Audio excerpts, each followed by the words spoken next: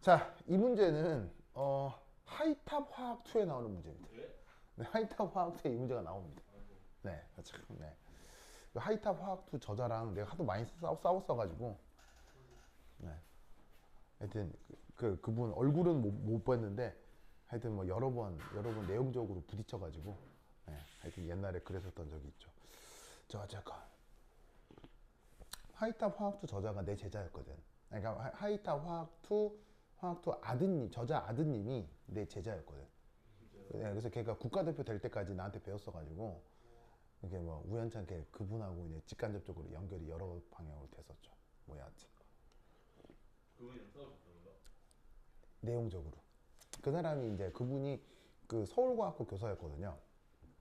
근데 제자들 중에 서울과학고 제자들이 뭐 한 4, 50명 되니까 그 걔들이 막 내 수업 시간에 배운 내용하고 학교에서 배운 내용하고 다른 경우가 있었을 거 아니야. 네. 그럼 선생님 학교에서 이상하게 얘기했는데 그럼 내가 뭐 얘기를 해주지. 근데 나는 항상 그런 얘기를 할 때 내 주장을 하는 게 아니고 문헌을 보여주거든. 데이터하고 논문 이런 걸 보여주기 때문에 찍소리 못하지. 그래서 뭐 여하튼 해서 그렇게 엮였는데 그래서 그러고 나서 하이탑 화학도 내용이 조금씩 바뀌었어요. 내가 지적해준 대로 약간 바뀌었어요.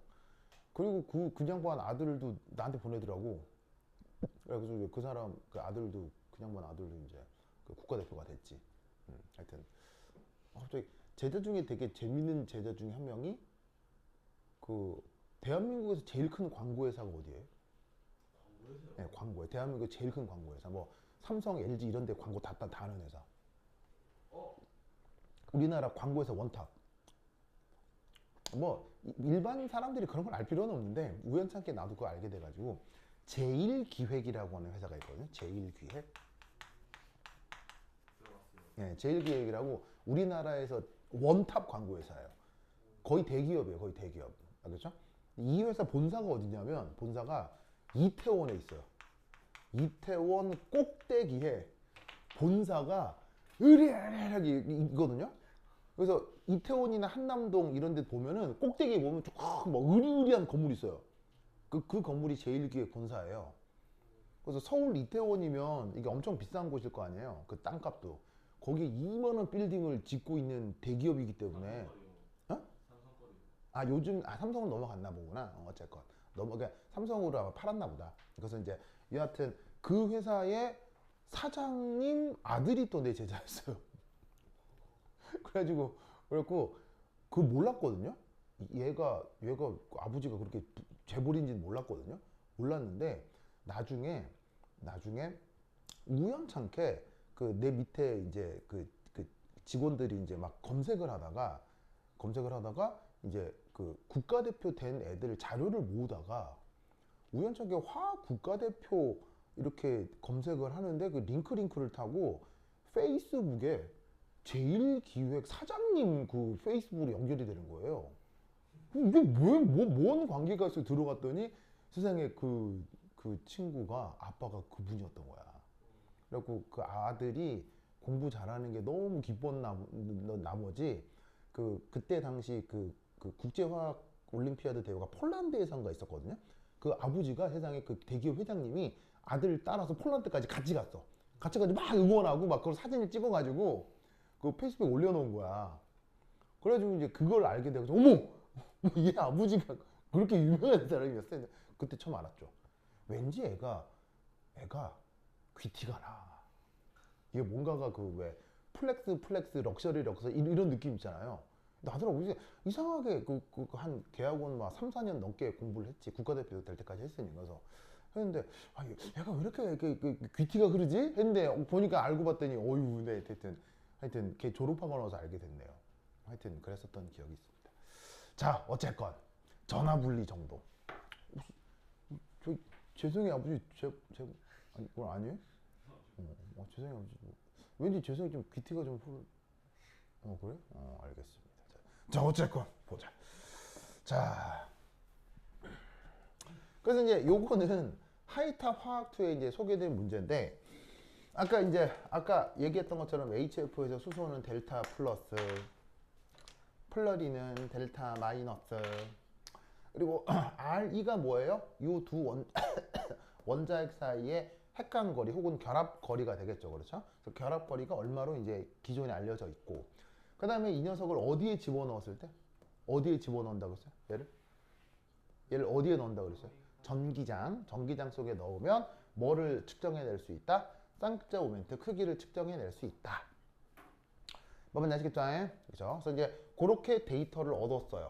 그럼 이 데이터들로부터 우선 첫 번째, 그래서 여기서 전하 분리된 정도, 그 전하 분리된 정도가 바로 여기에 있는 델타 플러스 델타 마이너스의 요 델타가 되겠죠. 그럼 이걸 어떻게 계산할 거냐? 자, 전기쌍극자 모멘트의 크기가 전하 분리 정도의 결합 길이였잖아요. 지금 크기만 보는 거예요, 크기만. 그럼 이걸로부터 여기에 있는 요 전하 분리된 정도는 어떻게? 쌍극자 모멘트를 결합 거리로 나눈 것으로 표현할 수 있겠지. 자, 그러면 여기 전기 쌍극자 모멘트의 크기가 6.04 10의 마이너스 3승 쿨롱미터고, 그때 결합 거리가 0.92 옹스트롬이고, 알겠죠? 자, 이때 옹스트롬은 10의 마이너스 몇 승미터를 얘기하는 거야? 옹스트롬은 10의 마이너스 10승미터를 뜻하는 거죠? 그죠? 그래서 0.92 10의 마이너스 10승미터로 계산을 하고 이거 바꿔가지고는 슉슉슉 계산을 해주면 이 값이 대략 얼마가 나오더라?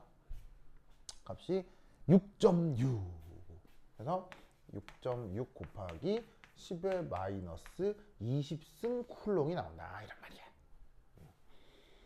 그래서 이제 단위도 잘 보시면 여기에 옹스트롬 약분되고 미터 약분되고 쿨롱만 나와서 딱 이렇게 계산이 되는 거지. 알겠죠? 그렇죠.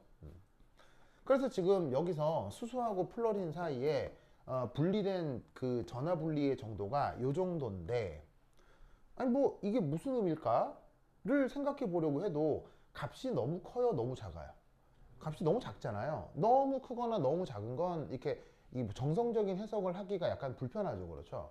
그래서 이때 어떤 생각을 하냐면, 이때 그러면 전자 한 개 전하량 크기, 그게 얼마냐면 이 정도가 될 거란 말이야. 그죠? 뭐 외울 필요는 없지만 되게 자주 나오는 숫자죠. 그럼 이때 여기다가 얘를 한번 곱해주는 거예요. 어떻게? 요렇게 전자 전하량 나누기 1.602 곱하기 10의 마이너스 19승 쿨롱, 요렇게 저렇게 나누어 주는 거죠. 무슨 뜻인지 아시겠죠? 참고로 이 값은 얼마죠? 이 값은 그냥 1이잖아요. 1이니까 1을 곱하면 안 하면 상관없잖아요. 그렇죠? 그럼 계산해주면 어떻게 되겠습니까? 여기하고 여기하고 샥샥 약분이 돼가지고는 대략 값이 0.41 곱하기 전자 하나 전하량의 크기, 이렇게 계산이 된다 이런 말이에요. 그래서 이때 여기에 있는 요 쿨롱 단위하고 약분이 되고 전자 하나 전하량 크기만 이렇게 빠져나오게 된다 이런 얘기죠. 됐습니까? 그러면 이때 이렇게 써 놓으면 이게 무슨 숫자인가 싶겠지만, 얘를 이렇게 전자 하나 전하량 크기로 나누어 주면 이 전하량에 해당하는 크기가 대략 전자 기준으로 0.4개 정도에 해당하는 전하량이구나 라는 걸 알 수 있다 이런 말이지. 뭔 뜻인지 아시겠죠? 알겠죠? 그래서 이때 저기에 있는 이 주어진 분자가 완전한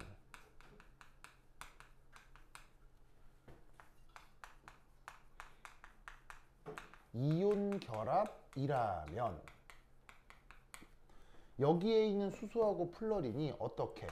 수소는 정확한 1 플러스, 플러린은 정확한 1 마이너스 상태로 이루어져 있을 거라 이런 말이에요.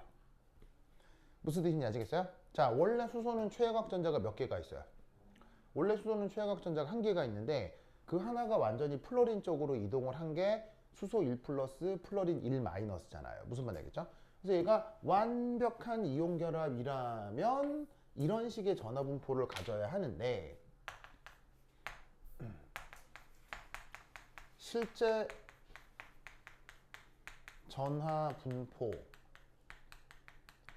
어떻다는 얘기예요. 이 델타라는 값이 뭐에 해당하는 거예요? 전자 0.4개에 해당하는 거니까 수소하고 플러린이 공유 결합이 된 상태에서 요 수소의 부분 전하가 0.4 플러스, 여기에 있는 플러린이 0.4 마이너스에 해당하는 저런 이온가를 갖는다. 뭐 이온가라기보다는 실제 전하 분포가 나타난다 라고 생각해 볼 수 있겠다는 거지. 뭔 말인지 아시겠죠? 그렇죠. 그래서 이때 2, 3, 4, 5 퍼센트 아이오닉 캐릭터 라 쓰고 우리말로 어떻게 번역하냐면 이온성 이렇게 번역을 하는데 그걸 어떻게 정의하느냐, 요렇게 정의합니다. 요렇게 정의해줍니다. 뭐를 뭐로 나누어 준다? 실제 부분 전하를 전자 하나 전하량의 크기로 나누어 준 것. 아시겠죠? 얘를 뭐라고 부른다? 퍼센트 이온성이라고 얘기를 하는 거예요. 그러면 그 값이 얼마입니까? 바로 0.41이고 퍼센트로 바꾸면 41% 정도가 되는 거지. 아시겠죠? 그렇죠? 이렇게 생각해 주시면 되겠습니다. 그러면 이때 여기서 퍼센트 코밸런트 캐릭터 라는 말을 쓸 수도 있겠죠. 그렇죠? 그럼 코밸런트 캐릭터는 우리말로 뭐라고 번역하면 되겠어요? 바로 공유 결합성 이렇게 정의하면 되겠죠. 그럼 얘는 어떻게 정의가 되냐면 바로 1 빼기 이온성이 될 겁니다. 알겠죠? 1 빼기 이온성이 될 겁니다. 그러면 지금의 경우는 바로 1 빼기 0.41이니까 0.59 혹은 59% 이렇게 표기해 주면 되겠네요. 알겠죠? 노래를 꼭꼭 기억해 두시기 바랍니다. 그래서 이런 퍼센트 아이오닉 캐릭터라는 개념이 있는데 재밌게도 이런 현상이 있습니다. 5, 6, 7 이 두 원자 간 전기 음성도 차이, 그걸 델타 카이 이렇게 한번 표현을 해볼게요. 전기 음성도를 보통 이렇게 그리스 알파벳 카이 이렇게 표현을 하죠. 그래서 두 원자 간 전기 음성도 차이가 클수록 아까 말씀드린 이온성이 커진다. 이런 실험적, 경험적 결과가 있죠. 그래서 그게 지금 어디에 그림이 있냐면 18페이지에 있는 그림 19.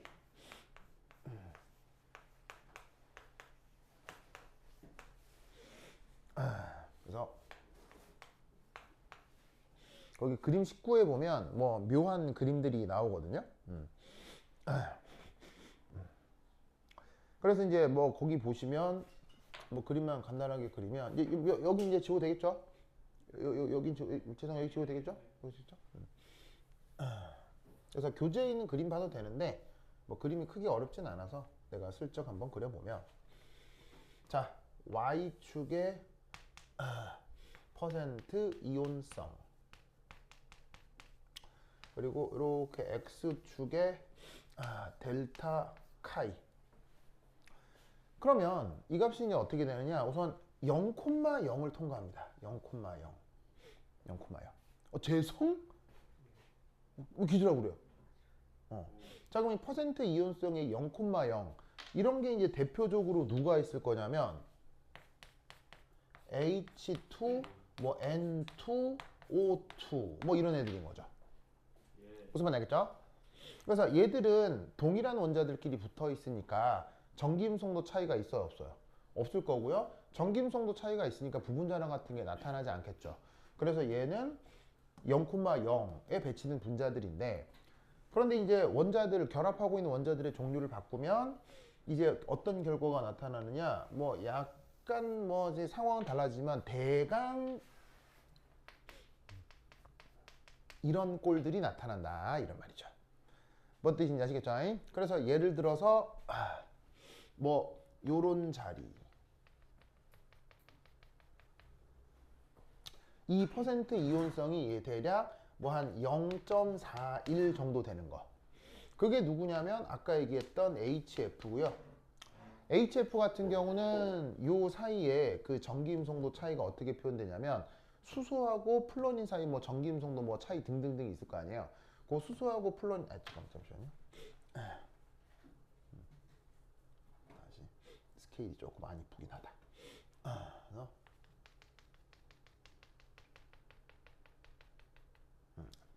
아니지 여기가 아니야. 잠깐만요. 중간쯤이 어디야? 중간쯤이 여기지. 중간쯤이 여기지.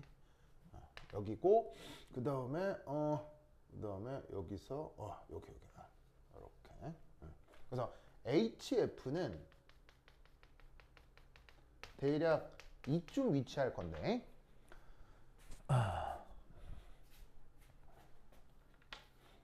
수소 전기음성도가 2.2 정도고요. 플로린 전기음성도가 4.0입니다. 그럼 전기음성도 차이는 대략 얼마라고 해주면 되겠어요? 1.8이라고 해주면 되겠죠? 그리고 그때 퍼센트 이온성은 0.41 정도가 나왔을 거라고. 알겠죠? 그 다음에 이제 뭐 또 되게 유명한 게 뭐 예를 들어서 이런 위치에 있는 NaCl. 자, 소듐의 전기음성도는 대략 어느 정도죠? 1 정도입니다. 염소의 전기음성도는 대략 어느 정도죠? 3.1 정도입니다. 그러면 이 둘의 전기음성도 차이는 대략 얼마쯤 되는 거예요? 한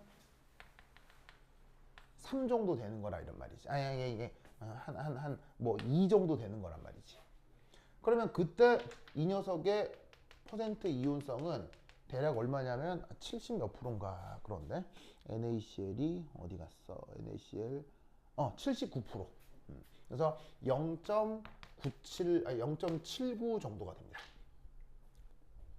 그래서 이런 식으로 여러 물질들에 대해서 전기음성도 차이에 따른 퍼센트 이온성을 다 측정을 해가지고 도시를 한 결과가 있는데, 이때 이제 어떤 가이드라인 하나가 있냐면 대략 요가 1.7이면 대략 퍼센트 이온성이 50% 정도 된다 라고 하는 약간의 가이드라인이 있지만, 이 가이드라인은 엄격하다 그냥 되게 대강이다?